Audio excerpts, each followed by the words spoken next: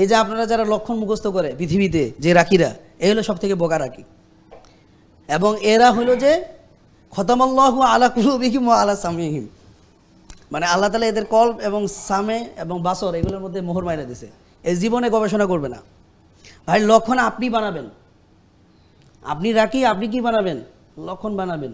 কিন্তু আপনি রাখি ছুটতেছে লক্ষণের পিছনে, তাহলে তো সে রাখি না। এবং লক্ষণটা কাদের জন্য? পেশেন্টের জন্য, রাখির জন্য লক্ষণ না। পেশেন্ট এই লক্ষণগুলো দেখতে বুঝতে পারবে, তার প্রবলেম আছে, সে একটা ধারণা পাবে। ওইটা থেকে সে তখন যদি আগে ডাক্তার দেখাইতো, ওইখান থেকে সে রুকিয়ে করবে।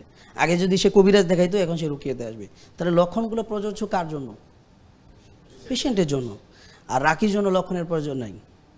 কারণ এই যে লক্ষণগুলা পৃথিবীতে প্রথম যে আবিষ্কার হয়েছে, যে লক্ষণগুলো আমরা পাইতেছি আব্দুল সালাম বালির কিতাবে, আরও যে রুকিয়ের বইগুলোতে আছে, এই লক্ষণগুলো আসলে কে তৈরি করছে? রাখি তো করছে। তাহলে রাখির কাজ কি?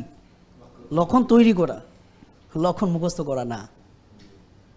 রাখির কাজ কি? লক্ষণ তৈরি করা, লক্ষণ মুখস্থ করা রাখির কাজ না। তাহলে আপনাদের মধ্যে থেকে এরকম কারো যদি ধারণা থাকে যে আমি লক্ষণের পিছনে ছুটবো, তাহলে আপনি এখনও বোকার সাগরে আছেন।